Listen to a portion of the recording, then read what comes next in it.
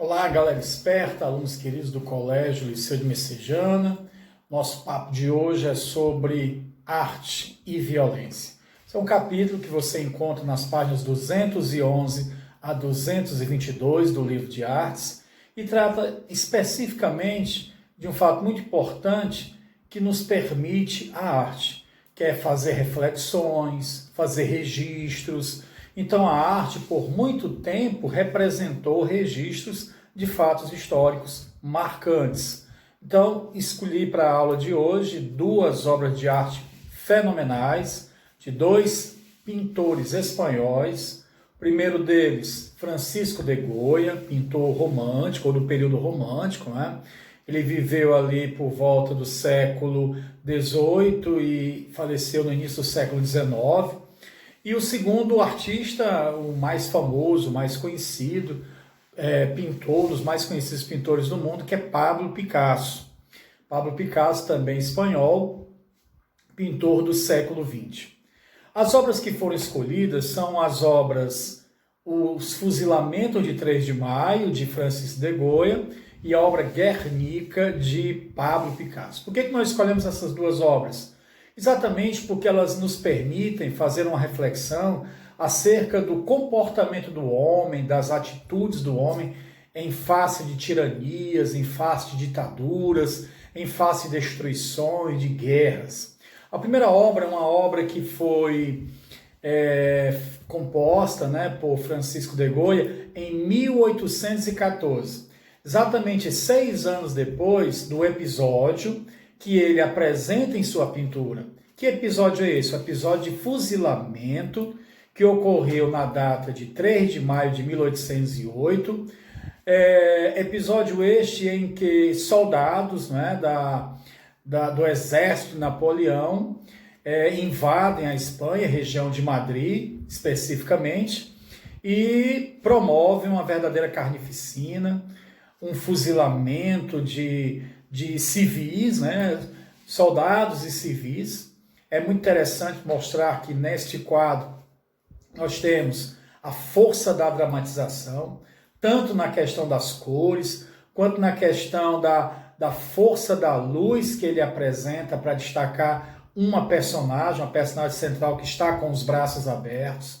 Se você atentar para a fisionomia das personagens, você vai perceber um estado de angústia, de medo, um estado de terror. Porque, afinal de contas, essas personagens estão sendo fuziladas. Nós podemos dividir este quadro em 3 momentos. O primeiro momento, aqueles que estão para serem fuzilados. Aquele que está bem no centro, que será fuzilado em segundos. E aqueles que já morreram, que no caso é retratado na figura de um cadáver que está logo à frente. É muito importante você verificar que o semblante, o rosto dos soldados não é apresentado. É como se o pintor quisesse representar exatamente a desumanização dessas figuras representadas por soldados do exército napoleônico. Então é o implacável, é o terrível, é o horror, é o sofrimento, é a dor. E o fato dessa personagem, que é representada com dimensões bem grandes, porque ele está de joelhos, e mesmo de joelhos ele ainda é maior do que os demais, representa exatamente ali uma figura muito conhecida, que é a figura de Jesus. Então, os braços abertos representam a cruz, representam aquele que será executado, tá?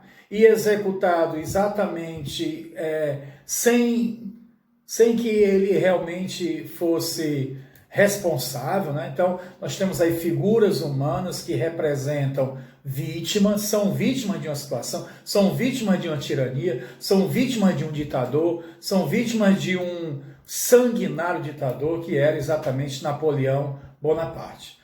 Então, algumas características da obra, a questão das cores, a questão da deformação, tudo para representar este horror, tudo para caracterizar uma dramatização. O segundo quadro é o quadro Guernica. O quadro Guernica, um imenso quadro, proporções gigantescas, em média 7,76 metros por 3 metros e 49, então arredondando, são quase 8 metros por 3 metros e meio, um quadro realmente bem grande. E um quadro que tenha como uma das características ter sido pintado em preto e branco, com tons de cinza. Então, o que é que na verdade nós temos no quadro Guernica? Nós temos um episódio triste, lamentável, que ocorreu em 1937, no qual uma pequena cidade, a cidade de Guernica, uma cidade espanhola, foi bombardeada por aviões da frota, digamos assim, por aviões da esquadra, né, a palavra melhor, da esquadra de Hitler. Então, é importante lembrar que a Espanha vivia uma guerra civil. E os habitantes de Guernica eram, para o ditador franquista, né, para o general Franco, eles eram opositores. E como eram opositores, não mereciam de maneira alguma nenhuma clemência. Melhor que eles desaparecessem do mapa. E assim permitiu Franco que os aviões de Hitler invadissem, chegassem à cidade e ali despejassem diversas bombas que resultaram na morte de milhares de pessoas. Crianças, mulheres, idosos, pessoas tiveram suas vidas ceifadas nesse episódio triste da história. Quando nós olhamos para o quadro de Pablo Picasso, lembrando que Pablo Picasso é um pintor moderno, estilo cubismo, no qual características que são bastante presentes, fundamentais, a questão da geometrização das imagens, a deformação das imagens, tá? As cores, e no caso do quadro Guernica, como eu falei, nem são cores, você tem o preto e o branco e tom de cinza, que é exatamente para caracterizar esse aspecto fúnebre, esse aspecto da morte, esse aspecto da destruição. Nós encontramos no quadro as pessoas apresentadas de boca aberta, né? As pessoas mostrando a lamentação, mostrando o sofrimento.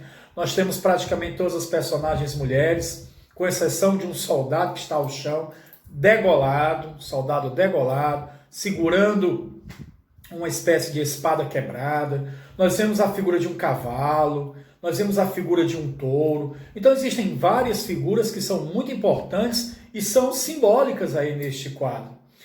Damos destaque, né? Temos que dar destaque, demos destaque a duas imagens que são intertextualizações, são intertextualidades. A primeira delas, uma figura que está de uma senhora com a criança morta no seu colo. Essa senhora com a criança morta no seu colo lembra a escultura de Michelangelo, Pietà, Nossa Senhora, Maria, com Jesus morto, tá certo? Sobre o seu colo. E uma outra imagem que está no canto direito do quadro, que é uma mulher, tá certo? De braços abertos. E esses braços abertos lembram exatamente a mesma imagem do homem que está prestes a ser fuzilado no quadro de Francis de Goya, que nós falamos agora há pouco. Então são duas intertextualizações bem interessantes.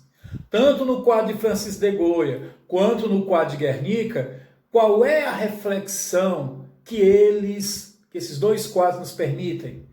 Que a guerra, o resultado da guerra é o sofrimento, é a morte, é a angústia, é a destruição, e que a humanidade precisa entender que essa não é, que jamais deve ser a solução de problemas. Nós sabemos que nessas guerras, nós sabemos que nessas execuções, nesses assassinatos, está realmente um ditador, está um tirano que busca, por meio da força, a dominação, fazer valer os seus ideais, fazer valer a sua vontade, digo nem ideais, fazer valer a sua vontade. Então, nesta aula, leiam as páginas 211 a 222 e vocês vão constatar esse papel muito importante da obra, que é registrar e fazer com que o espectador reflita sobre questões históricas, sobre fatos históricos. Um abraço do professor Hermínio e até mais. Valeu, moçada!